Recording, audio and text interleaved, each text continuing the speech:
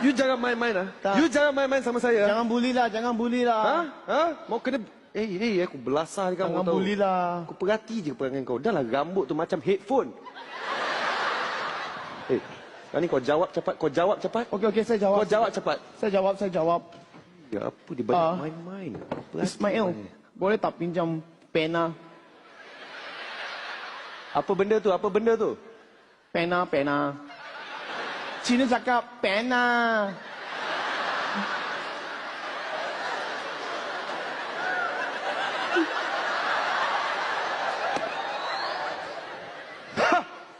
Sebab aku dah tak ada masa ni. Aku tak ada masa ni nak hantar pula nanti. Baiklah. Ini soal sangat senang. X tolak Y saja. X tolak Y tu lah aku tak boleh jawab.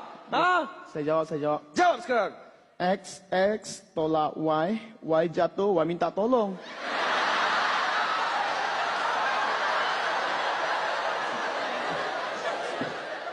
Lagi.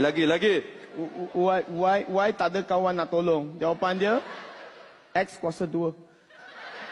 Aku dah jawab macam ni dah tadi. Aku dah jawab macam ni. Pasal aku tak yakin aku padam lagi tau. Aku dah memang rasa X tolak Y. Memang Y jatuh tak boleh bangun punya. Y mana ada geng. Mana you tahu Y tak boleh bangun? You tengok You tengok aku buat Y macam ni tau.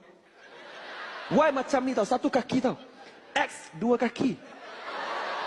Kalau X tolak Y, X takkan tolak saja-saja. X mesti bagi punya. Bagi punya.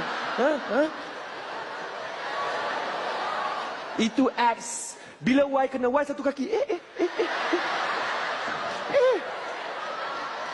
Betul tak? Betul.